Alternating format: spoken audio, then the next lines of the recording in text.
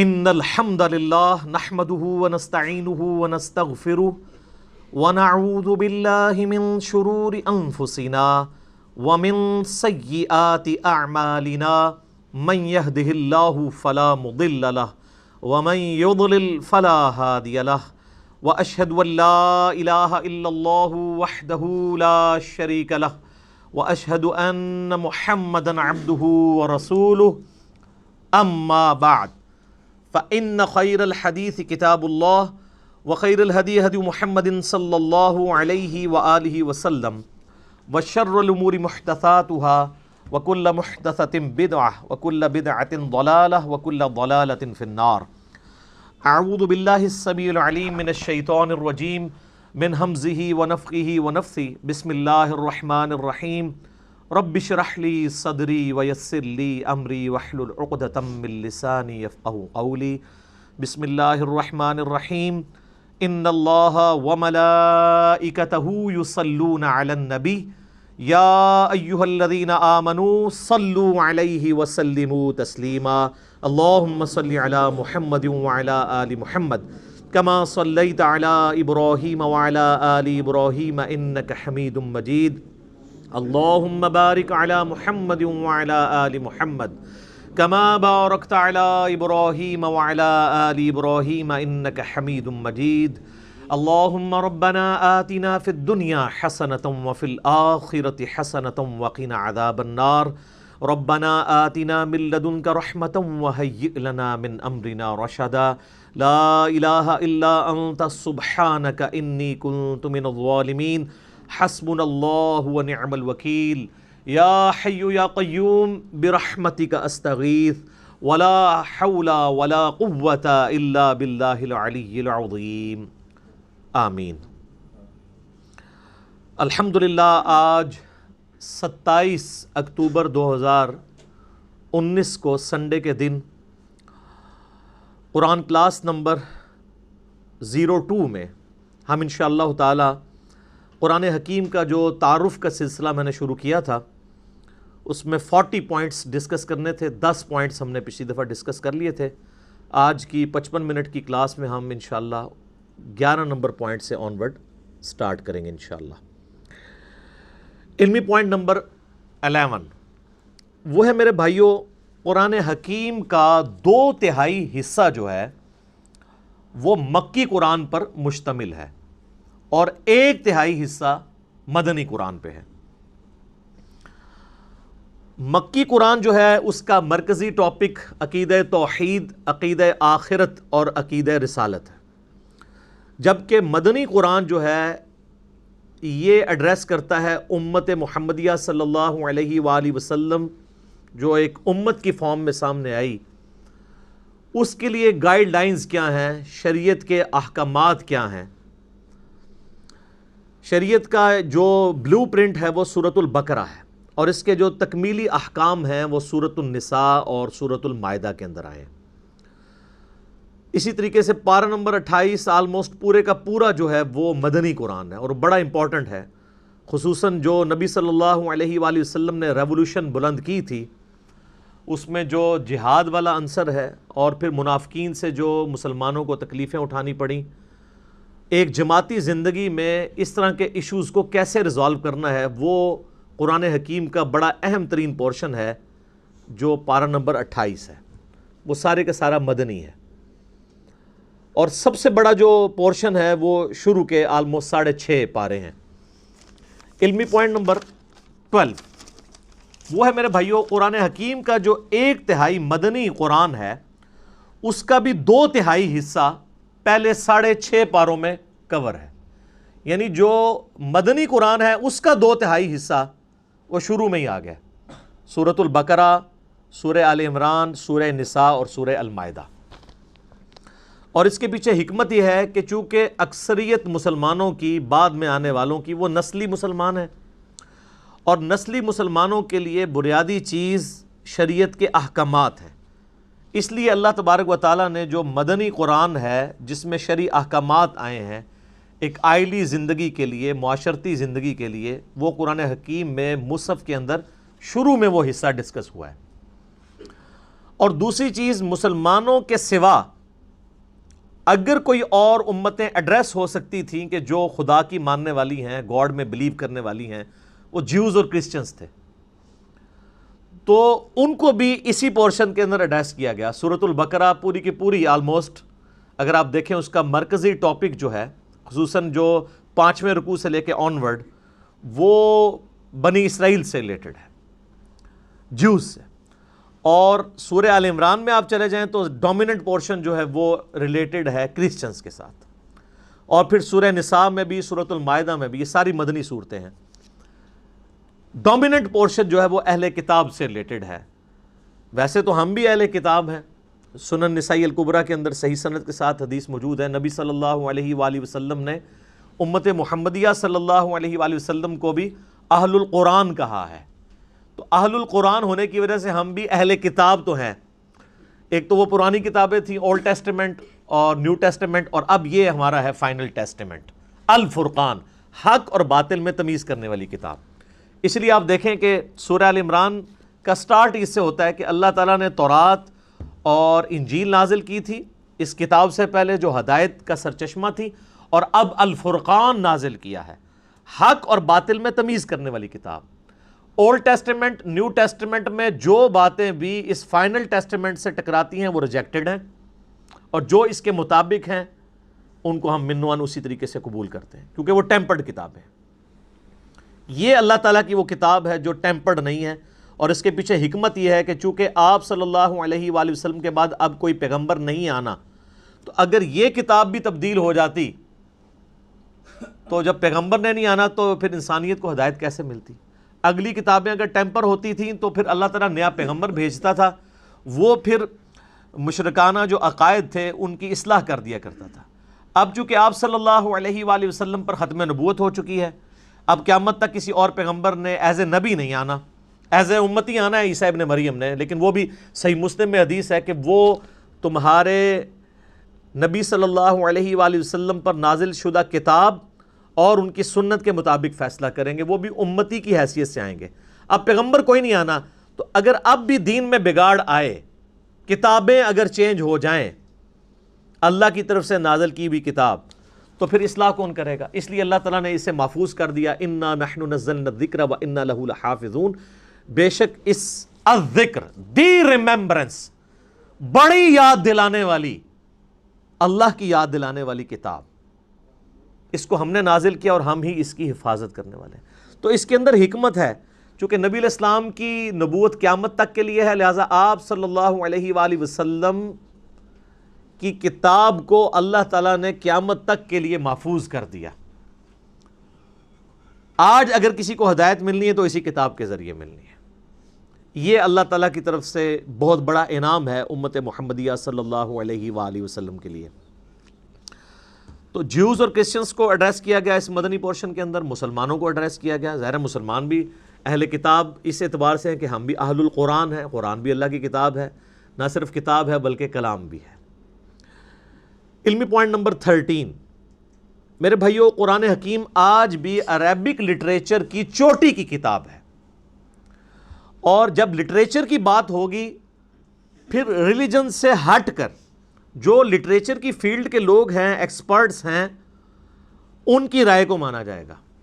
یعنی اگر آج آپ انگلش زبان میں بات کریں گے، انگلش زبان کے کسی لفظ کے اوپر بحث کریں گے، اس کی پروننسیشن کیا ہے، تو آپ آکسفورڈ ڈکشنری کی طرف جائیں گے، اور بعض اوقات ڈکشنری میں بھی وہ چیزیں اس طریقے سے موجود نہیں ہوتی ہیں جو نسل در نسل ایز اے لنگوسٹک چل رہی ہوتی ہیں۔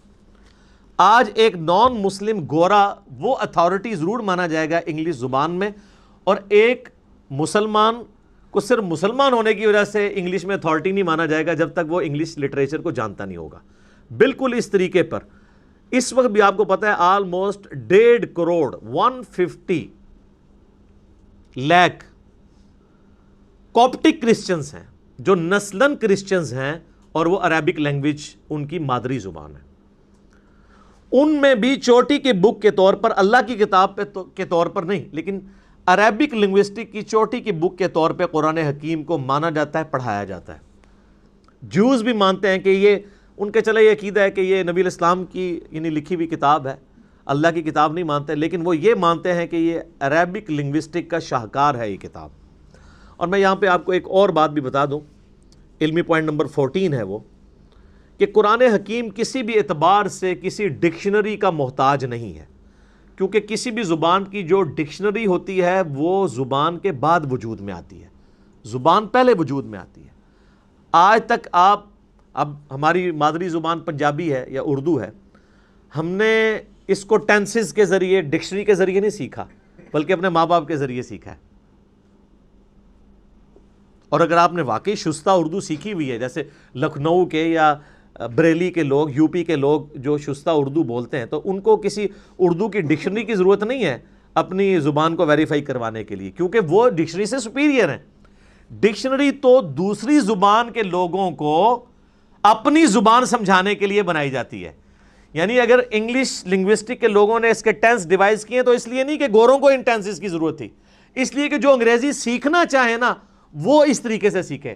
اسی طریقے سے اردو کے جو ہم ٹینسز پڑھتے رہے ہیں تھوڑا بہت انفارمیشن کے طور پہ، وہ اس لیے نہیں کہ ہمیں اردو سکھائی جائے، وہ اس لیے کہ اگر کوئی نان اردو سیکھنا چاہے تو اس کے لیے آسانی ہو۔ اسی طریقے سے جن لوگوں نے عربی سیکھنی ہے ان کے لیے عربی ڈکشنری ہے، جو لوگ عربی جاننے والے لوگ ہیں ان کو ڈکشنری کی ضرورت نہیں ہے۔ اسی لیے کئی ایک چیزیں آپ ڈکشنری میں ایسے دیکھیں گے کہ جو کسی رول میں بیٹھتی نہیں ہے عربک زبان میں، وہ مستعمل ہوتی ہیں، ڈکشنری کے پوائنٹ آف ویو سے وہ غلط ہوتی ہیں۔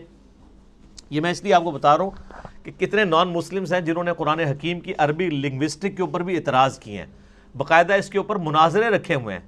جو کاپٹک کرسچنز ہیں یا جیوز ہیں جو بائی برتھ عربک لینگویج جاننے والے لوگ ہیں، انہوں نے عربک زبان کی ڈکشنری کے مطابق قرآن حکیم میں کچھ غلطیاں ہائی لائٹ کی ہیں کہ یہاں پر یہ لفظ نہیں یہ والا لفظ آنا چاہیے تھا۔ مثال کے طور پر قرآن حکیم میں آپ کو کئی جگہ ملے گا کہ اللہ تعالیٰ انبیاء کرام علیہ السلام کو پلورل کے سیغے سے مخاطب کرتا ہے، جمع کے سیغے سے، لیکن بعد میں جو بات ہو رہی ہوتی ہے وہ سنگولر کے سیغے میں۔ یعنی قوم عاد نے رسولوں کا انکار کیا، وہ کہتے ہیں جی قوم عاد نے تو ایک رسول کا انکار کیا تھا، یہ جمع کا سیغہ کیوں آیا ہے؟ تو اب قرآن حکیم صرف لٹریچر کی کتاب نہیں ہے، یہ دعوت بھی ہے، تذکیر بھی ہے، نصیحت بھی ہے۔ تو پھر ہم ان کو بتاتے ہیں کہ چونکہ قرآن کی ڈاکٹرائن یہ ہے کہ جس نے ایک رسول کا انکار کیا اس نے سارے رسولوں کا انکار کیا۔ لا نفرق بین احد من رسلی، ہم رسولوں میں ایمان لانے میں فرق نہیں کرتے۔ آج اگر کوئی شخص سارے انبیاء کو مانے، عیسیٰ ابن مریم کا انکار کر دے علیہم السلام، چاہے وہ نبی علیہ السلام کے لیے اپنی جان بھی دینے کے لیے تیار ہو جائے، ہم اسے کافر کہیں گے، کیونکہ ایک پیغمبر کا انکار بھی سارے نبیوں کا انکار ہے۔ تو جب کہا جاتا ہے کہ قوم عاد نے رسولوں کا انکار کیا، قوم سمود نے رسولوں کا انکار کیا، وہ کہتے ہیں جی جمع کے سیغے سے بات کیوں ہو رہی ہے، انہوں نے تو وقت کے ایک پیغمبر کا انکار کیا تھا۔ تو ہم کہتے ہیں کہ انہوں نے ایک وقت کے پیغمبر کا انکار کر کے گویا سارے پیغمبروں کا انکار کر دیا، پوری اس ڈاکٹرائن کا انکار کر دیا۔ تو اس طرح کی وہ پھر عربی لنگوسٹک کے اعتبار سے وہ غلطیاں نکالنے کی کوشش کرتے ہیں۔ تو یاد رکھیے گا کہ قرآن حکیم کی عربک کو کبھی بھی آپ نے عربی ڈکشنری سے نہیں سمجھنا، بلکہ عربک جو مستعمل ہے عرب کے بادیہ نشین لوگوں کی، اس کے مطابق سمجھنا، جو میں نے پچھلی دفعہ بتایا تھا کہ قرآن حکیم جو آراب تھے، پینڈو لوگ، گاؤں کے رہنے والے لوگ، بادیہ نشین ریگستانوں میں رہنے والے لوگ، ان کے ڈائلیکٹ میں قرآن حکیم نازل ہوا ہے، اور آج وہ اسی طرح کی عربی بولتے ہیں۔ ویسے تو قرآن حکیم کی برکت سے آلموسٹ عربک جو ہے وہ فریز ہو چکی ہوئی ہے۔ مصر کے اندر تھوڑا بہت فرق ہے عربک لینگویج کا، لیکن وہ چند ایک الفاظ میں پچھلی دفعہ ڈسکس کر چکا ہوں، اس لیے میں اس کو لے کے نہیں چلوں گا آگے۔ اور میں آپ کو بتاؤں کہ کئی مسلمان بھی ہیں جنہوں نے صرف قرآن حکیم کو سپیریئر ثابت کرنے کے لیے عربی ڈکشنری کے باقاعدہ خود قرآن حکیم میں ڈکشنری کے پوائنٹ آف ویو سے جو غلطیاں بنتی ہیں نا، وہ نکال کے کتابیں لکھی ہوئی ہیں کہ ڈکشنری تو یہ کہتی ہے قرآن میں یہ لفظ اس طرح آیا ہے۔ اور وہ اس لیے نہیں کہ وہ قرآن کی غلطی نکال رہے تھے، بلکہ وہ بتانا چاہ رہے تھے کہ قرآن حکیم سپیریئر ہے ڈکشنری پہ، ڈکشنری تو بعد میں بنی ہے۔ تو وہی پھر وہ اٹھاتے ہیں کچھ لوگ اور وہ کہتے ہیں نہیں قرآن میں یہ فالٹ، یہ فالٹ، یہ فالٹ، باقاعدہ اس کے اوپر مناظرے بھی ہوئے ہیں، مسلمانوں نے پھر اس کو کلیریفائی بھی کیا ہے، کتابیں بھی لکھی گئی ہیں اس ٹاپک کے اوپر۔ علمی پوائنٹ نمبر 15، قرآن حکیم میرے بھائیوں ہمارے محبوب صلی اللہ علیہ وآلہ وسلم نے اپنی مبارک زندگی میں خود لکھوایا تھا۔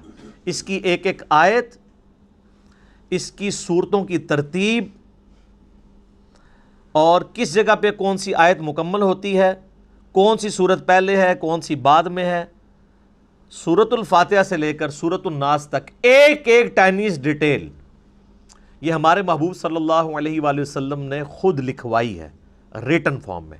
قرآن بھی کہتا ہے نا الذی علم بالقلم، قرآن حکیم کی جو پہلی 5 آیات سورۃ العلق کی نازل ہوئی ان میں اللہ تعالیٰ نے پین کے بارے میں کہا ہے کہ پین کے ذریعے، قلم کے ذریعے اللہ نے علم کو سکھایا ہے، نسل در نسل علم ٹرانسفر ہوا ہے پین کے ذریعے۔ اب اسی کی ماڈرن فارم آپ کے سافٹ ویئرز ہیں، پی ڈی ایفس ہیں، جو کچھ بھی ہیں، الٹیمیٹلی پین ہی ہے نا، چاہے وہ ان پیج میں آپ ٹائپ کر لیں یا مائکروسافٹ آفس میں ٹائپ کر لیں، وہ پین ہی ہے ماڈرن فارم میں، سافٹ فارم میں۔ تو نبی علیہ السلام وہی لکھواتے تھے، پھر وہی لکھوانے کے بعد پھر آپ کراس چیک کرتے تھے۔ بخاری مسلم میں درجنوں احادیث اس پر گواہ ہیں، آپ علیہ السلام لکھوا کے پھر کہتے تھے پڑھو، وہ پڑھ کے سناتے تھے، پھر نبی علیہ السلام اس کو اگر کہیں پر غلطی ہوتی تھی ریکٹیفائی کرتے تھے لکھنے میں۔ اور پھر سورۃ القیامہ میں اللہ تعالیٰ نے باقاعدہ اس چیز کو ایڈریس کیا ہے کہ نبی صلی اللہ علیہ وآلہ وسلم کو اللہ تعالیٰ نے حکم دیا کہ جب قرآن نازل ہو آپ اپنی زبان کو تیزی سے حرکت نہ دیا کریں کہ اسے کریم کر لیں، ہمارے ذمے ہے آپ کو اس قرآن کو یاد کروانا اور اس کا بیان بھی۔ اس کانٹیکسٹ میں بخاری میں حدیث بھی ہے، عبداللہ ابن عباس کہتے ہیں کہ نبی علیہ السلام کے سینے پہ جب قرآن نازل ہوتا تو آپ اپنی مبارک زبان کو تیزی سے حرکت دیتے تھے، جو کچھ آپ کے سینے میں آتا تھا اسے بیان کرنے ریپیٹ کرتے تھے تاکہ میں کہیں بھول نہ جاؤں۔ تو اللہ تعالیٰ نے کہا یہ آپ بھولیں گے نہیں، یہ ہمارے ذمے ہے، قرآن کو یاد کروانا بھی اور اس کا بیان بھی، اس کی تشریح بھی سنت اور احادیث کی فارم میں، یہ اللہ تعالیٰ نے اپنے ذمے لیا۔ آپ علیہ السلام لکھواتے تھے، پھر کاؤنٹر ویریفائی کرتے تھے، سنتے تھے، حتیٰ کہ بخاری میں آتا ہے کہ نبی علیہ السلام سے ہر سال حضرت جبرائیل علیہ السلام دورہ قرآن کیا کرتے تھے۔ جتنا قرآن نازل ہوا ہوتا تھا نا، آپ علیہ السلام حضرت جبرائیل کو سنایا کرتے تھے اسی ترتیب سے، کون سی آیت کس جگہ پہ رکھی ہوئی ہے، کس صورت میں۔ یہ اکٹھی تو نہیں نازل ہوئیں، بعض مکی صورتیں ایسی ہیں ان میں مدنی آیات ہیں، وہ اللہ تعالیٰ نے وحی کے ذریعے بتایا کہ جو مصحف لوح محفوظ میں اس کی ترتیب یہ ہے، آپ نے اس طریقے سے امت کو لکھوانا ہے۔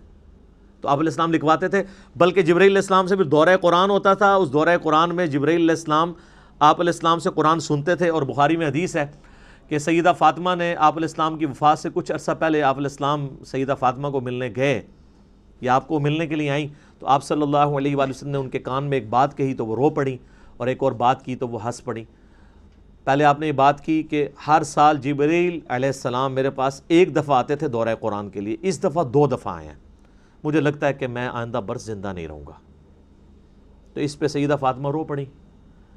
پھر آپ علیہ السلام نے ان کے کان میں کہا کہ کیا تم اس بات پہ خوش نہیں ہو کہ اللہ تعالیٰ نے تمہیں جنتی عورتوں کی سردار بنایا ہے، اور میرے مرنے کے بعد سب سے پہلے میرے اہل بیت میں سے تم مجھے آ کے ملو گی۔ 6 مہینے بعد ان کی ڈیتھ ہو گئی۔ تو اس پہ سیدہ فاطمہ خوش ہوئی۔ یہ حدیث بخاری مسلم دونوں میں ہے۔ اما عائشہ کہتی ہیں حضور کی زندگی میں نے کوشش ہی نہیں کی میں سیدہ فاطمہ سے یہ پوچھوں کہ حضور علیہ السلام نے آپ کے کان میں کیا باتیں کی تھیں جس پہ آپ روئیں اور ہنسی۔ پھر حضور کی وفات کے بعد میں نے سیدہ فاطمہ سے کہا کہ فاطمہ، جو میرا حق ہے تم پر، میں تمہاری ماں لگتی ہوں، اس حق کے سبب میں تم سے سوال کرتی ہوں کہ نبی علیہ السلام نے تمہارے کان میں کیا بات کی تھی۔ پھر انہوں نے دونوں باتیں ریپیٹ کی۔ تو 2 دفعہ دورہ قرآن کیا۔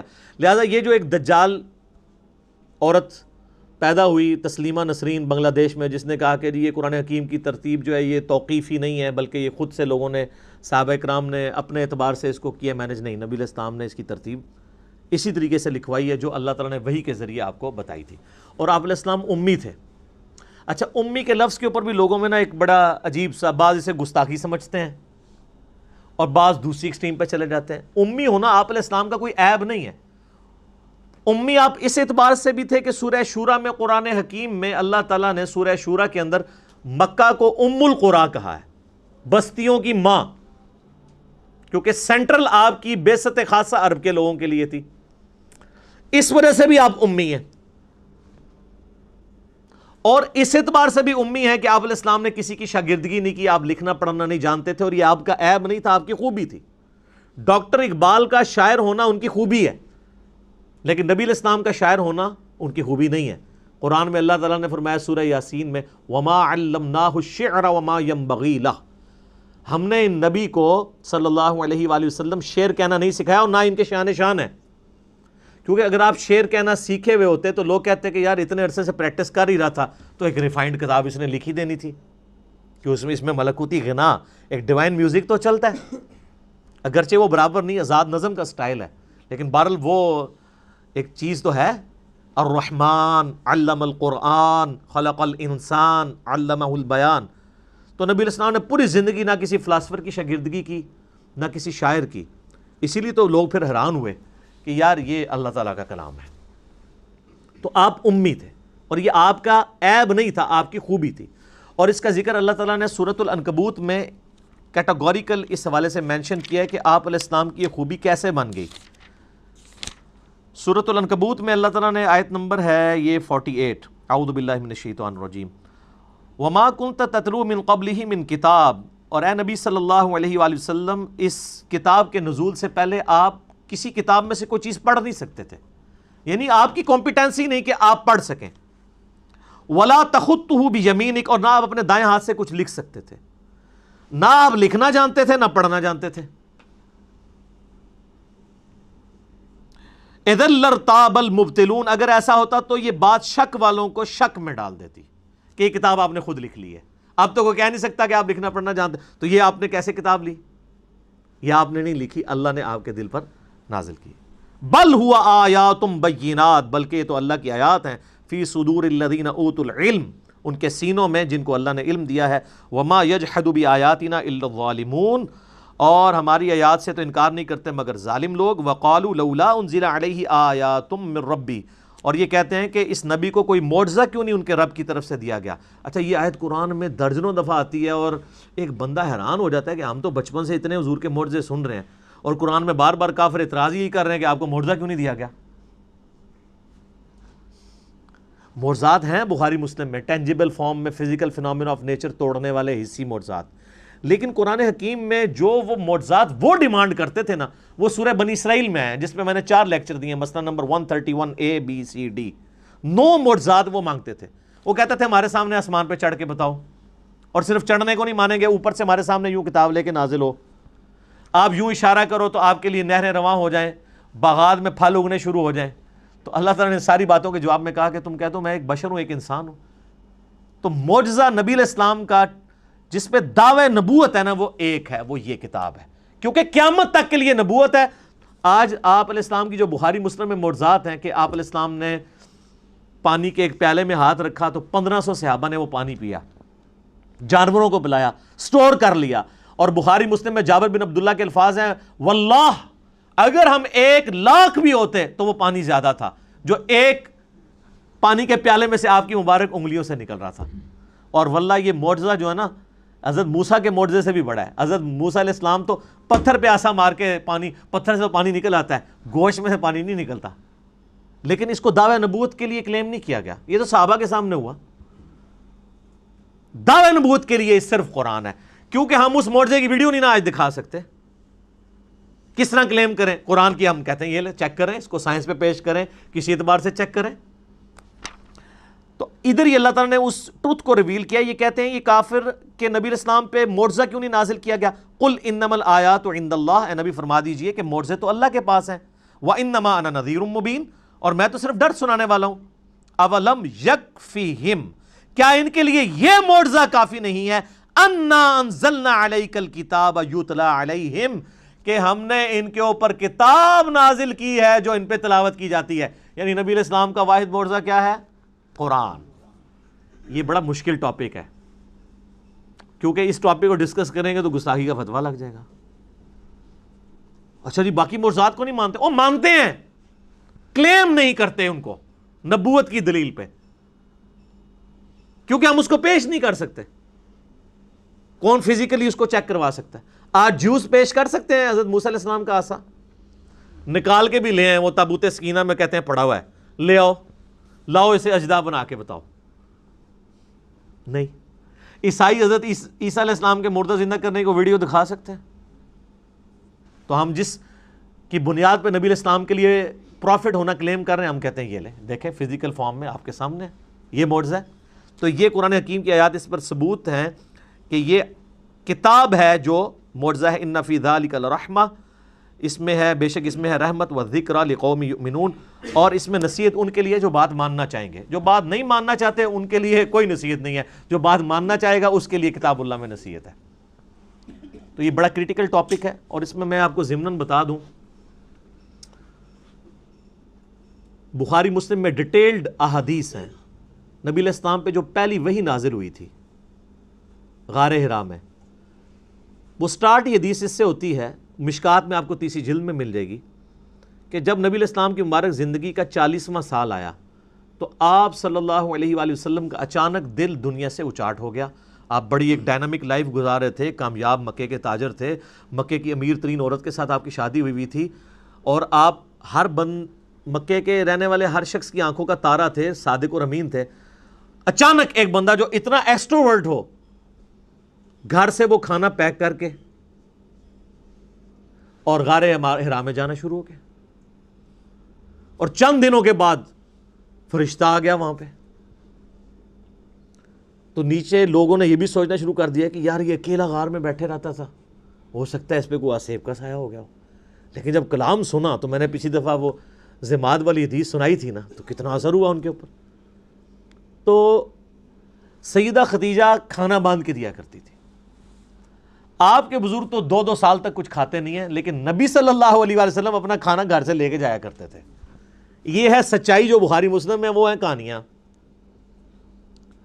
تو وہاں پہ سیدہ عائشہ کے الفاظ ہیں بخاری مسلم دونوں میں کہ آپ پہ جب پہلی وحی نازل ہوئی تو فرشتہ انسانی شکل میں آیا اور اس نے آپ علیہ السلام کو کہا اقرا، پڑھ. تو نبی علیہ السلام نے کہا ما انا بقاری، میں تو پڑھا لکھا نہیں ہوں، امی تھے آپ. دوسری بار کہا، تیسری بار کہا، پھر اس نے آپ علیہ السلام کو سینے سے لگایا اور بھینچا، اور پھر کہا اقرا بسم ربک الذی خلق خلق الانسان من علق، اقرا، اور آگے وہ یعنی 5 آیات پوری. تو پھر نبی علیہ السلام نے اس کو ریپیٹ کیا. اس حدیث میں یعنی ان لوگوں کے موقف کو تائید حاصل ہوتی ہے جن کا یہ موقف ہے کہ نبی علیہ السلام کے سامنے کوئی لکھی ہوئی تختی پہ یہ آیات لائی گئی تھی. کیونکہ اگر اقرا سے مراد یہ ہوتا کہ میرے پیچھے پیچھے ریپیٹ کرو، وہ تو بچہ بھی ریپیٹ کر لیتا ہے. اس کے لیے اس کو یہ نہیں کہنا پڑتا، اس کی زبان ہے کہ میں پڑھا ہوا نہیں ہوں. یعنی کوئی چیز ریٹن فارم میں آپ کے سامنے لا کے رکھی گئی اور آپ کو کہا گیا. اور یہ بھیجنے کی برکت یہ ہوئی کہ آپ علیہ السلام نے وہ لکھا ہوا بھی پڑھ لیا. لہٰذا یہ جو سورۃ العنکبوت کی آیت ہے نا کہ اس قرآن کے نزول سے پہلے آپ کتاب سے کچھ پڑھ نہیں سکتے تھے، تو اس کا مطلب ہے اس کتاب کے نزول کے بعد اللہ نے آپ کو یہ معجزہ بھی دے دیا کہ آپ پڑھ لیتے تھے. یہ ڈائریکٹ استعداد آپ کے اندر پیدا ہو گئی. پھر آپ نے وہ آیات پڑھی، پھر آپ واپس آئے کانپتے ہوئی حالت میں، سیدہ خدیجہ کو کہا مجھے کمبل اڑا دو، انہوں نے تسلی دی. بخاری مسلم کے الفاظ ہیں کہ آپ یتیموں کے پر سرے جو ہے وہ شفقت، دست شفقت رکھتے ہیں، آپ محتاجوں کا جو ہے وہ حاجت پوری کرتے ہیں، آپ مہمان نوازی کرتے ہیں، آپ جو تنگ دست لوگ ہیں ان کی مدد کرتے ہیں. اللہ تعالیٰ آپ کو کبھی بھی بے یار و مددگار نہیں چھوڑے گا. پھر وہ ورقہ ابن نوفل جو ان کے کزن تھے، جو ایک کرسچن تھے، ان کے پاس لے گئیں.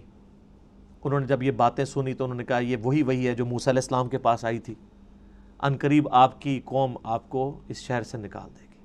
تو نبی علیہ السلام نے کہا مجھے یہ نکال دیں گے، یہ تو مجھ سے بڑی محبت کرتے ہیں. انہوں نے کہا آپ سے پہلے جس نے بھی توحید کی بات کی ہے اس کے ساتھ اس کی قوم نے یہی کچھ کیا. اگر میں اس وقت تک زندہ رہا تو میں آپ کی مدد کروں گا. لیکن وہ پہلے ہی فوت ہو گئے.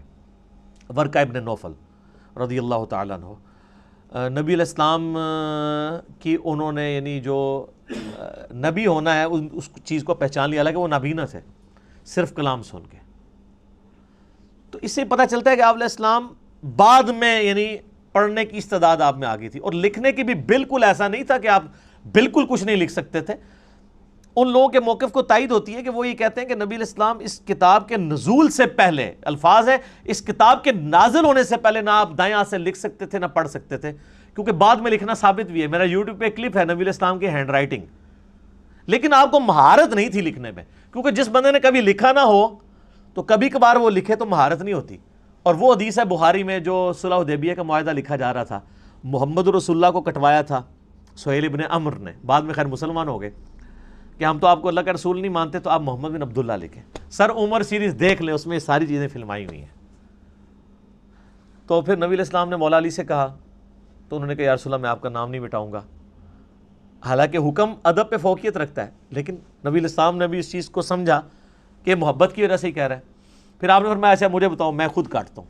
تو بخاری کے الفاظ ہیں، آپ نے محمد رسول اللہ پر لکیر پھیر کے اپنے مبارک ہاتھوں سے محمد ابن عبداللہ لکھا، اور وہ راوی حدیث کہتا ہے کہ نبی علیہ السلام لکھ رہے تھے لیکن آپ لکھنے پہ مہارت نہیں رکھتے تھے، یعنی آپ کی ہینڈ رائٹنگ اتنی واضح نہیں تھی، بہرحال آپ نے جو بھی تھا وہ لکھ لیا، یعنی چاند ایک الفاظ لکھنے سے ثابت ہو گیا آپ علیہ السلام تھوڑا بہت لکھ بھی لیتے تھے، پڑھنے کی استعداد آپ میں آ گئی تھی، اور ویسے بھی وہی کو آپ کاؤنٹر ویریفائی کرتے تھے سننے کے بعد۔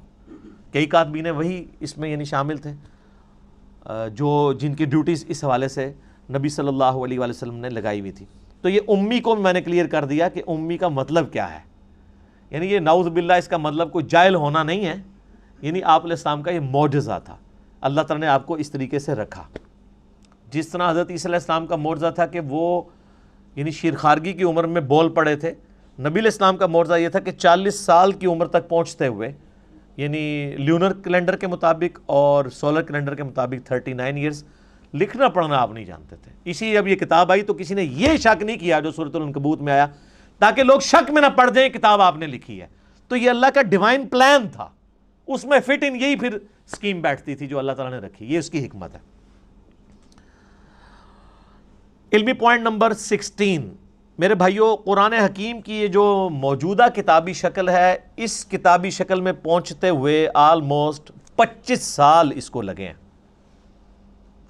اس 25 سالوں میں نبی علیہ السلام پہ جو قرآن نازل ہوا ہے وہ والے 23 سال شامل نہیں ہیں، اس کے بعد 25 سال لگے ہیں اس شکل میں آتے ہوئے۔ اس کی حکمت میں آپ کو اگلے پوائنٹس میں بتاتا ہوں۔ علمی پوائنٹ نمبر 17 وہ ہے میرے بھائیوں کہ عرب کے لوگوں کو اپنی میموری کے اوپر نا بڑا ناز تھا، وہ چیزیں زبانی یاد رکھتے تھے، کریم کرتے تھے، ان کو اتنی شاعرانہ کلام زبانی یاد ہوتے تھے، ان کے لیے کوئی پرابلم نہیں تھا چیزوں کو زبانی یاد رکھنا، اور اس پہ وہ فخر محسوس کرتے تھے۔ اب اس سینیریو کے اندر جب یہ کتاب نازل ہوئی تو صحیح بخاری میں آتا ہے کہ ابن مسعود کہتے ہیں میں نے 80 صورتیں نبی علیہ السلام سے خود سن کے یاد کی ہیں۔ آپ نماز میں پڑھتے تھے، آپ ذرا کریمنگ کا لیول دیکھیں کہ نماز میں وہ تہجد کی نماز میں سن رہے ہیں اور یاد بھی کر رہے ہیں، اتنے ان کے مضبوط حافظے تھے۔ ابھی بھی دیکھ لیں، آپ چھوٹے بچوں کو لگا لیں، کتنے بچے ہیں 8-9 سال کی عمر میں پورا قرآن حفظ کر جاتے ہیں، ابھی بھی کوئی مشکل نہیں ہے، لیکن وہ اب تھوڑا سا چونکہ ہمارا موڈ چینج ہو گیا ہے، ہماری پرائورٹیز چینج ہو چکی ہیں، اس لیے وہ والا معاملہ پیچھے چلا گیا۔ ہم زیادہ تر لکھی ہوئی چیزوں کے اوپر اعتماد کرتے ہیں، زبانی یاد رکھنے کے اوپر توجہ نہیں کرتے، اس لیے یہ ذرا مسئلہ آہستہ آہستہ پیچھے چلا گیا۔ اب چونکہ ان کو اپنی کریمنگ کے اوپر ناز تھا، یاد کرنے کے اوپر ناز تھا، اس لیے وہ قرآن پاک کے حافظ سینکڑوں کی تعداد میں صحابہ کرام میں موجود تھے۔ لیکن صحیح بخاری میں آتا ہے جب جنگ یمامہ ہوئی مسیلمہ کذاب کے خلاف، اس جنگ میں کئی حفاظ شہید ہوئے، تو پھر حضرت عمر نے آ کے مشورہ دیا کہ ہم یہ جو سکیٹرڈ فارم میں کہیں ہڈیوں پہ، کہیں چمڑے کی کھال کے اوپر، کہیں لکڑی کے اوپر لکھی ہوئی نبی علیہ السلام کی لکھوائی ہوئی وہی موجود ہے، اس کو ایک جگہ جمع کر کے کتابی شکل 2 گتوں کے درمیان لے آئیں۔ تو حضرت ابوبکر چونکہ سنت کی پیروی کرنے والے تھے، پہلا جواب ان کا وہی تھا کہ میں وہ کام کیوں کروں جو نبی علیہ السلام نے خود نہیں کیا۔ پھر حضرت عمر ان کے ساتھ بحث کرتے رہے کہ اس کی ضرورت ہے، حتیٰ کہ حضرت ابوبکر کہتے ہیں اللہ نے میرا سینہ کھول دیا۔ پھر مشورہ طے پایا کہ زید ابن ثابت جو بڑے انٹیلیجنٹ بندے تھے اور سب سے زیادہ ڈومیننٹ وہی انہوں نے لکھی ہوئی تھی، ان کو بلایا گیا، ان کے ذمہ یہ کام لگایا گیا، وہ بھی ریلیکٹنٹ ہوئے۔ پھر ان کے ساتھ صحابہ نے بحث کی، وہ مان لیا انہوں نے، اور بخاری میں الفاظ ہیں، انہوں نے کہا کہ اگر مجھے حضرت ابوبکر یہ ڈیوٹی لگاتے نا، یہ پورا پہاڑ یہاں سے یہاں شفٹ کرنا ہے، تو وہ آسان کام تھا۔ قرآن پاک کی ذمہ داری میرے پہ لگانا ایک پوری امت کے اعتبار سے میرے پہ بڑی ذمہ داری تھی۔ زبانی لوگوں کو یاد تھا، آج بھی حافظ ہی اس کو پڑھ کے اینڈ پہ آپ دیکھتے نہیں لکھا ہوتا ہے ہم نے قرآن کو حرف بہ حرف پڑھا، اس میں کوئی غلطی نہیں ہے، یہ کوئی نسخے سے نہیں میچ کرتا، کریمنگ کوئی حفاظ نہیں اس کو۔ لیکن حضرت ابوبکر یہ چاہتے تھے جو نبی علیہ السلام نے اپنے نوٹس لکھوائے ہیں اس کے ساتھ کاؤنٹر ویریفائی کیا جائے، اور اس کے لیے طے پایا کہ ریٹن ریکارڈ موجود ہونا چاہیے، جو بھی آپ اس میں لکھیں گے اور کم از کم 2 بندے اس کو ریٹن میں جسٹیفائی کریں گے۔ لیکن اس میں ایک آیت ایسی تھی کہ جس کا ریٹن ریکارڈ صرف ایک بندے کے پاس تھا. صحیح بخاری میں آتا ہے وہ تھے حضرت خزیمہ ابن ثابت انصاری رضی اللہ تعالیٰ عنہ. اور کسی کے پاس مل نہیں رہا تھا. صحابہ کو یہ یداشت سے پتا تھا, کیونکہ الفاظ ہیں کہ گم پائی, تو گم وہی بندے کو پتا ہوتا ہے جس کو یاد ہو کہ میں نے سنی ہوئی ہے اور اب لکھی بھی نہیں مل رہی. جب یاد بھی نہ ہوتا, اس کے بعد صحابہ کو یداشت میں تھی کہ یہ آیت ہے, ریٹن فارم میں حضرت خزیمہ کے پاس ملی, دوسرا کوئی گواہ نہیں تھا. پھر صحابہ کو یاد آیا کہ ان کی تو گواہی حضور نے 2 کے برابر کی ہوئی ہے, اور وہ معجزہ آپ کی وفات کے بعد ظاہر ہوا. یہ پروفیسیز اور جو علامات النبوہ ہیں, اور وہ واقعہ بڑا مشہور ہے. نبی علیہ السلام نے ایک یہودی کے ساتھ ایک جانور کا سودا کیا. آپ گھر جب رقم لینے کے لیے, مال لینے کے لیے گئے, پیچھے سے کسی نے اس کو زیادہ قیمت لگا دی, وہ مکر گیا. آپ علیہ السلام واپس آئے تو اس نے کہا آپ نے سودا ہی نہیں کیا. آپ نے فرمایا تم مجھے نہ دو لیکن کم از کم مجھے جھوٹا تو نہ کرو. انہوں نے کہا نہیں, آپ نے سودا ہی نہیں کیا, اگر کیا تو گواہ لائیں. گواہ کوئی بھی نہیں تھا. تو حضرت خزیمہ وہاں سے گزر تھے, انہوں نے کہا میں گواہی دیتا ہوں کہ تم نے سودا کیا. معاملہ رفع دفع ہو گیا. جب وہ چلا گیا تو حضور نے کہا تم نے کیوں گواہی دی صلی اللہ علیہ وسلم. ان کا یا رسول اللہ میں نے آپ کے کہنے پہ اتنی بڑی بڑی گواہیاں دی ہیں, تو یہ تو بہت چھوٹی گواہی ہے. آپ کی شخصیت کو جب میں نے مان لیا, یعنی ہمارے پورے دین اسلام کی بنیاد جو ہے نا وہ رسول اللہ پہ کھڑی ہوئی ہے صلی اللہ علیہ وسلم. اس قرآن کو ہم نے اللہ کی کتاب کس کے کہنے پہ مانا ہے؟ نبی صلی اللہ علیہ وسلم کے کہنے پہ. قبر کے عذاب کو, آخرت کے معاملات کو, جنت کو, یہ ساری چیزیں آپ کے کہنے. تو ان کا جب میں نے اتنی بڑی بڑی چیزیں, یہ تو چیز ہی کوئی نہیں. تو آپ علیہ السلام نے پھر ان کو آنری طور پہ فرمایا تھا کہ ہر معاملے میں 2 گواہوں کی ضرورت ہے. جہاں میرا خزیمہ ایک آ گیا نا تو اس کی گواہی 2 کے برابر مان لینا. اور وہ سر حضرت ابوبکر کے دور میں معجزہ ظاہر ہوا, بخاری میں موجود ہے. وہ پھر اللہ تعالیٰ کے نبی علیہ السلام کو اللہ تعالیٰ نے یہ زندہ معجزہ امت تک ٹرانسفر کیا کہ ان کی گواہی کے اوپر وہ پھر آیات قرآن حکیم میں داخل کی گئی. لقد جاءکم رسول من انفسکم, یہ والی آیات. اور ایک روایت میں کسی دوسری آیت کا ذکر آتا ہے. بہرحال تو یہ ریٹن ریکارڈ کو سامنے رکھا جاتا تھا, اور پھر میچ کر کے تو پھر ایک مصحف تیار کیا گیا. وہ مصحف پوری زندگی حضرت ابوبکر کے پاس رہا. حضرت ابوبکر کی وفات کے بعد حضرت عمر کے پاس رہا. حضرت عمر نے اپنی وفات کے بعد ام المومنین اور اپنی بیٹی سیدہ حفصہ کو دے دیا. اور یہ سیدہ حفصہ کے پاس وہ مصحف تھا جو حضرت بکر نے لکھوایا. یہ بخاری کی حدیث یہاں پہ کنکلوڈ ہو جاتی ہے.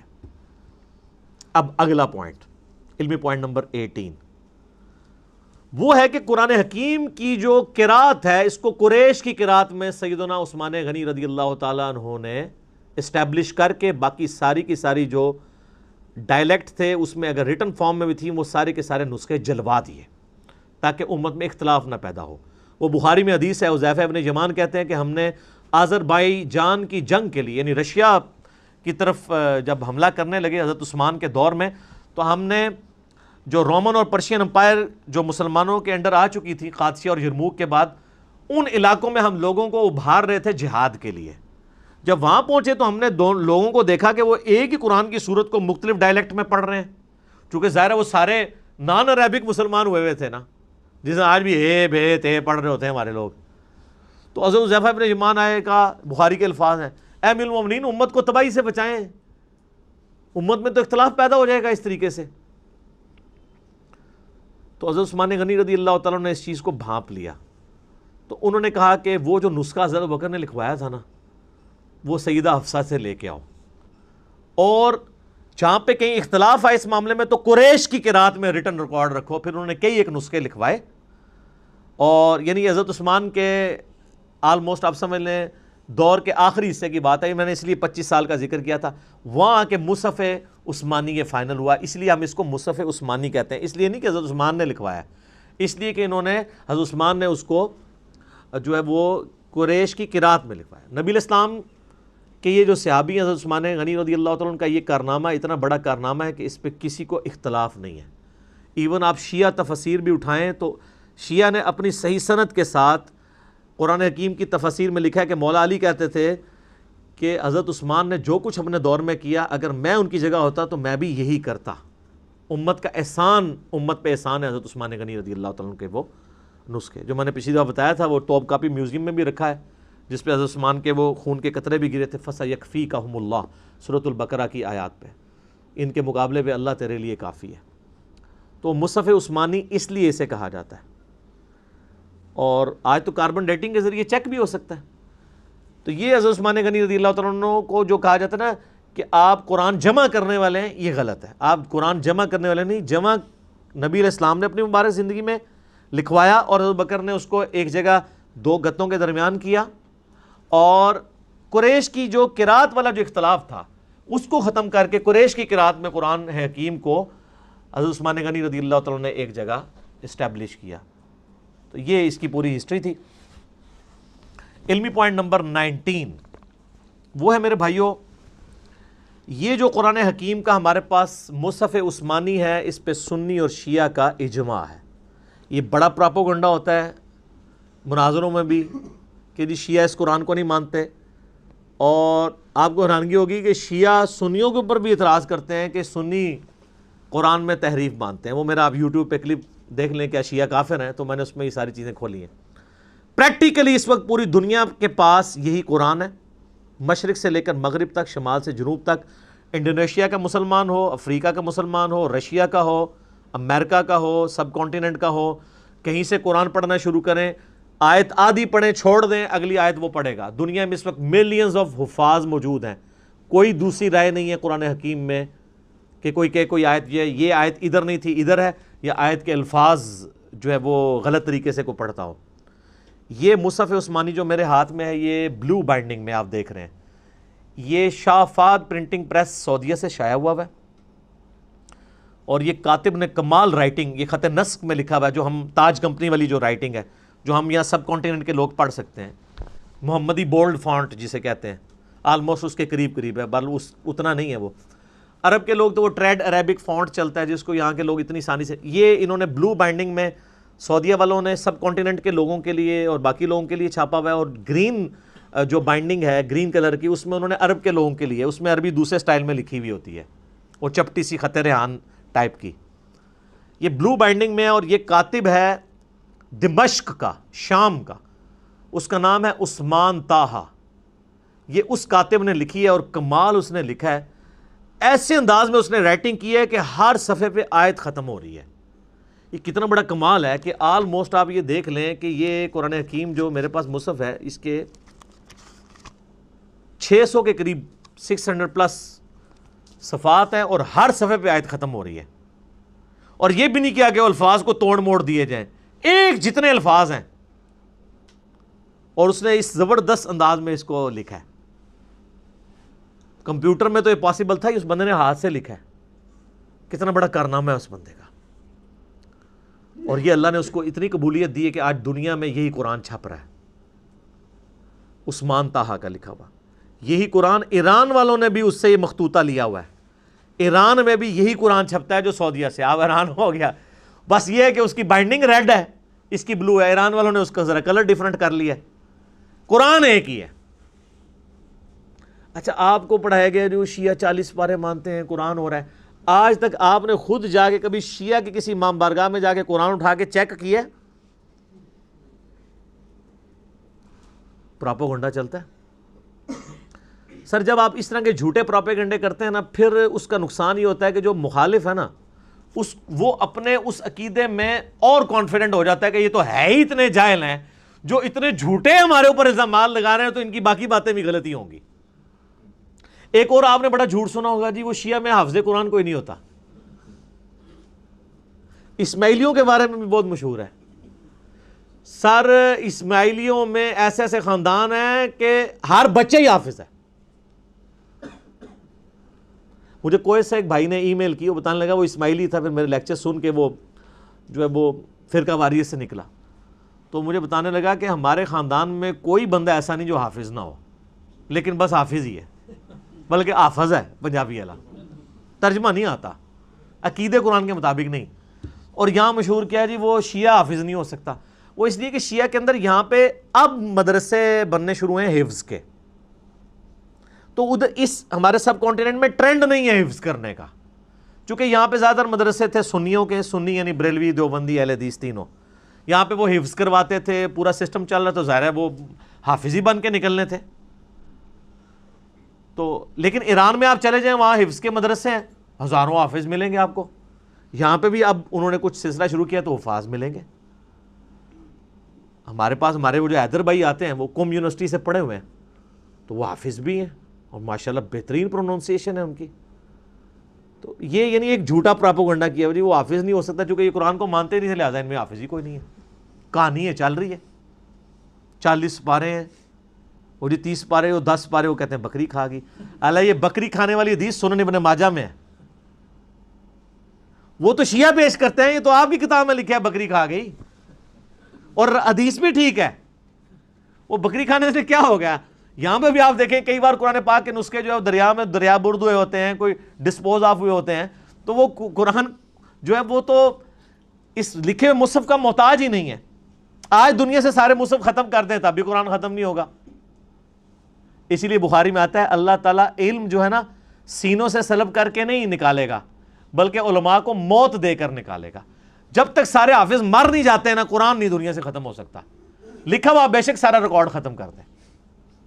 یہ اللہ تعالیٰ نے غیر معمولی حفاظت لی ہے. اسی لیے میں آپ کو بتا رہا ہوں کہ مصحف لکھتی کمپنی ہے تاج کمپنی یا ضیاء القرآن پبلیکیشن یا قدرت اللہ کمپنی، لیکن اس کو سرٹیفائی حافظ قرآن کرتا ہے کہ یہ صحیح لکھا ہوا ہے. وہ حافظ قرآن کیا وہ حضرت عثمان کا نسخے کو سامنے رکھ کے میچ کرتا ہے؟ نہیں. جو اس کو کریم کروایا گیا نسل در نسل عملی تواتر سے اجماع سے. اور یہ اتنا سٹرونگ سسٹم ہے کہ امام کعبہ بھی غلطی کرے اسے پیچھے لقمہ مل جاتا ہے. آج تک کسی بڑے سے بڑے عالم نے جب غلطی کی ہو کوئی احترام میں چپ رہتا ہے؟ لقمہ ملتا ہے سر. کوئی پڑھ نہیں سکتا. اب تو خیر ان کے لیے اور مصیبت کھڑی ہو گئی ہے نا. اب لوگوں نے smart phone air flight mode میں رکھے ہوتے ہیں. پہلے تو حافظ اتنی لمبی چھلانگیں مار جاتے تھے تراویح میں تو وہ سامع کے ساتھ ملی بھگت ہوتی تھی کہ جو اس کو ویک پورشن یاد ہوتا تھا اس پہ چھلانگ مار دیتا تھا. اب چھلانگ مار ہی نہیں سکتا. اس لیے حفاظ کی بھی چھانٹی ہو رہی ہے. اب پکے حافظ ہی صرف قیام اللیل کروا سکتے ہیں رمضان کا، کچے حافظ کروا بھی نہیں سکتے، پکڑے جائیں گے، چھلانگ مار ہی نہیں سکتے. اچھا پھر وہ اتنے سارے سامعوں سے تو نہیں کوئی لڑ سکتا. ایک سامع کو تو کہہ سکتا ہے. ہم نے تو بڑی لڑائیاں ہوتی دیکھی ہیں کہ سامع غلطی نکالتا تھا تو 2-3 تو بس برداشت کرتے تھے، پھر وہ ایسے آنکھیں نکالتے تھے اگلی بار وہ پڑھتے جاتے تھے. لیکن اب اتنے لوگ کھڑے ہیں وہ تو نہیں پھر چھوڑیں گے کہ یہ آپ کیا پڑھ رہے ہیں. اس لیے اب آپ دیکھیں پکے حافظ اچھا قرآن پڑھنے. اب لوگوں میں شعور بھی ہے یار قرآن سننا ہے ہم نے، یعلمون تعلمون نہیں سننا. تو لوگ بڑے یعنی کنسنٹریشن کے ساتھ ایسی مساجد کے اندر جاتے ہیں جہاں سکون سے قرآن پڑھا جاتا ہو. لوگ قرآن کو انجوائے کرتے ہیں. یہ یعنی سمارٹ فون کی برکت اس حوالے سے ہے. اب اس دن سے ڈریں کہ یہ علماء یہ فتوی نہ دے دیں کہ سمارٹ فون میں قرآن پڑھنا اور سننا حرام ہے تاکہ ان کی جان چھوٹ دے. ہاں ایک بندے نے کہا میرا کوشچن بھی چڑھا ہوا ہے کیا موبائل پہ قرآن پڑھ سکتے ہیں؟ اس نے کہا جی قرآن پڑھ تو سکتے ہیں لیکن اس قرآن کا ثواب نہیں ملے گا. ایک کہانی کرا لی ہے. تو پھر میں نے اسے پھکی دی تھی کہ صحابہ کرام کو دیکھ کے قرآن پڑھتے تھے، ان کو زبانی پہ ثواب ملتا تھا. تو ہم اگر مصحف سے نہیں دیکھ کے پڑھ رہے ہیں، موبائل سے دیکھ کے پڑھ رہے ہیں تو ہم تو ڈبل کام کر رہے ہیں، پڑھ بھی رہے ہیں اور دیکھ بھی رہے ہیں. تو ہمیں اتنا بھی ثواب نہیں ملے گا. وہ تو خالی زبانی پڑھتے تھے سوائے ان لوگوں کے جن کے پاس مصحف تھا اور وہ حافظ نہیں تھے. تو یہ حفاظ والا بھی پورا پراپوگنڈا کیا ہوا جی کہ جی وہ حافظ جناب ہو ہی نہیں سکتا کوئی. علمی پوائنٹ نمبر 20 اور وہ ہے میرے بھائیوں قرآن حکیم کی 7 قرات اسٹیبلش ہیں. اگرچہ ہم ایک ہی قرات کو لے کے چل رہے ہیں جو امام حفص جو عبداللہ ابن مسعود کے یعنی آگے سے شاگردوں میں سے ہیں، وہ قرات دنیا میں اسٹیبلش ہے، اسی میں امام کعبہ قرات کرتا ہے، بڑے بڑے قرات کے مقابلے اسی میں ہوتے ہیں. لیکن جو باقی جو 6 قرات تھیں وہ اللہ تعالیٰ نے بخاری مسلم میں حدیث ہے نبی علیہ السلام نے فرمایا، میرا 7 قرات کے اوپر کلپ بھی ہے کہ اللہ تعالیٰ نے امت کو آسانی دی. لیکن وہ قرات جو ہے وہ اس طریقے سے صرف جو 7 عشرہ جن قرآن نے کورس کیا ہوا ہے ان کو آتی ہے. بعض جگہ پہ وہ پڑھی بھی جاتی ہے. یعنی یہ جو سوڈان کے اندر یا فلسطین میں کچھ لوگ ہیں جو عام قرات کے اندر بھی اس کو پڑھتے ہیں. مثلا یہ اب جو مالک یوم الدین ہے نا، ایک قرات میں یہ مالک یوم الدین بھی ہے. ٹھیک ہے. وَالضُّحَىٰ وَاللَّيْلِ اِذَا سَجَا، تو ایک قرات میں ہے یہ وَالضُّحَىٰ وَاللَّيْلِ اِذَا سَجَے. یہ ڈائلیکٹ بدل گیا. جو میں نے بتایا تھا نا ہم یہاں پہ کہتے ہیں ادھر آ اور پنڈی کے لوگ کیا کہتے ہیں ادھر آ. یہ وہی ہے وَالضُّحَىٰ وَالضُّحَىٰ. تو یہ مختلف قرات چل رہی ہیں. اور اب سعودی عرب نے 7 قرات والے قرآن بھی چھاپ دیے ہیں. ہر قرات کا قرآن لادہ سے یعنی پڑھنے کے. ویسے تو عرب کے لوگوں کو تو یہ جو اعراب ہے، یا اس کو حرکات کہنا اپروپریٹ ورڈ ہے، اعراب تو نہیں کہنا چاہیے، اعراب تو وہ حالت ہوتی ہے جس میں وہ حرکات زبر زیر پیش کی وجہ سے چلا جاتا ہے۔ یہ ایک لفظ آراب ہے، آراب کہتے ہیں پینڈو لوگ، بادیہ نشین۔ قالت الاعراب آمنا، اعراب ایک لفظ ہے اعراب زیر کے ساتھ، جو ہم اپنی لنگوسٹک میں اسے زبر زیر پیش کہتے ہیں، ویسے اپروپریٹ ورڈ اس کے لیے حرکات ہے۔ ان حرکتوں کی وجہ سے، حرکات کی وجہ سے جو اعرابی حالت بنتی ہے نا، وہ یعنی عربی لنگوسٹک کے پوائنٹ آف ویو سے، جیسے کہ ویسے لفظ ہے حالت رفع میں ہوتا ہے لفظ محمدن، لیکن دروشی میں کیا ہے؟ محمدن۔ کیوں؟ علی آ گیا، اللہم صلی علی محمدن، لیکن اذان میں محمدن ہے، کیوں؟ انا آ گیا، انا کی وجہ سے پیش زبر میں بدل گیا، اشہد ان محمد در رسول اللہ۔ کلمے میں ہم پڑھتے ہیں محمد الرسول اللہ، اور اذان میں پڑھتے ہیں محمد در رسول اللہ، اور دروشی میں محمدن، زبر زیر پیش کا فرق دیکھا آپ نے؟ تو یہ مختلف حالتیں آ جاتی ہیں۔ تو یہ حرکات کی عرب کے لوگوں کو ضرورت نہیں ہوتی ہے۔ عرب کے لوگوں کو آپ سمپل زبر ڈال کے دینا اور وہاں پر کھڑی زبر آتی ہو جو ڈبل کھینچی جاتی ہے، ایک الف کے برابر 2 حرکت، وہ اس کو ڈبل ہی کھینچیں گے، ان کی زبان پہ چڑھے گا ہی نہیں۔ تھوڑی بہت جن لوگوں کو عربی کے ساتھ شغف ہے نا، وہ بھی اگر الفاظ پڑھیں گے نا تو ان کو فوراً غلطی پتہ چل جائے گی، یار یہ اس طرح نہیں ہے، یہ لفظ اس طرح ہو ہی نہیں سکتا۔ الفاظ کی یعنی کھینچنے کے اعتبار سے حروف مدہ جو ہیں یا حرکات ہیں یا حروف لین ہیں، وہ ان کو پتہ چل جاتا ہے۔ مجھے خود کئی بار پتہ چل جاتا ہے، وہ زبان پہ چڑھتا ہی نہیں ہے لفظ۔ پھر مجھے تو چونکہ عربی میں نے کورس بھی پورا کروایا ہوا ہے، اللہ کے فضل سے 5.5 لاکھ سے زیادہ لوگ دیکھ چکے ہیں۔ 2 سال میں جو قاری کورس کراتے ہیں نا قرات کا، میں نے اس کو 90 منٹ کے اندر سارا پورے کا پورا ہی کور کر دیا اللہ کے فضل سے۔ وہ 90 منٹ کوئی دیکھ لے ایک نشیز میں بیٹھ کے، وہ ایک قاری کے برابر شاید اس سے بھی اچھی کر لے اگر وہ اس رولز کے مطابق چلنا شروع کر دے، وہ مشکل نہیں ہے۔ تو یہ جو 7 قرات ہیں قرآن حکیم کی اسٹیبلش ہیں، اور ابن مسعود کے بارے میں آتا ہے بخاری مسلم میں کہ وہ معوذتین آخری 2 سورتوں کو قرآن کا حصہ نہیں مانتے تھے، لیکن یہ چیز جو ہے نا، وہ بعض لوگ تو کہتے ہیں یہ روایتیں جعلی ہیں، لیکن میں نے روایتیں ٹھیک ہیں۔ اصل میں عبداللہ ابن مسعود ان کو دعاؤں کے طور پہ مانتے تھے، اور بعد میں انہوں نے رجوع کیا، کیونکہ امام حفص کی جو قرات ہم تک چل رہی ہے، جو اس وقت امام عاصم حفص کی، وہ ابن مسعود کی قرات ہے، تو اس میں تو معوذتین موجود ہیں، پوری دنیا کے مسلمان اسے لکھتے ہیں اور پڑھتے ہیں، ایز اے قرآن اسے یاد کرتے ہیں۔ اس لیے ہم کہتے ہیں صحابہ کا اجماع حجت ہے، انڈیویجول کسی صحابی کی رائے غلط ہو سکتی ہے، اجماع پہ اللہ کا ہاتھ ہے، جو مسند الحاکم میں 399 نمبر حدیث ہے کتاب العلم چیپٹر میں، کہ اللہ تعالیٰ میری امت کو کبھی گمراہی پہ جمع نہیں ہونے دے گا، جماعت پہ اللہ کا ہاتھ ہے۔ جماعت پہ پوری امت جو بات مان رہی ہوگی نا، وہ بات ایسی ہوگی اجماع امت، اس پہ اللہ کا ہاتھ ہے۔ انڈیویجولی کسی بندے کی رائے غلط بھی ہو سکتی ہے، امت کا اجماع جو ہے نا وہ حفاظت کرتا ہے۔ ٹھیک ہو گیا؟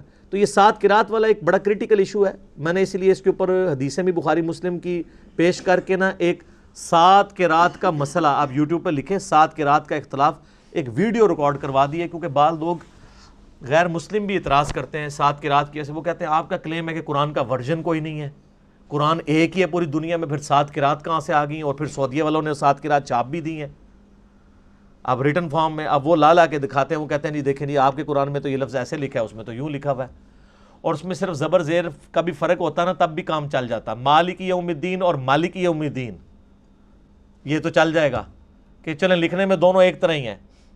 ملک لکھے نا، ایک لفظ ہے ملک فرشتے کو کہتے ہیں، ایک لفظ ہے ملک بادشاہ کو کہتے ہیں، ملوکیت والا۔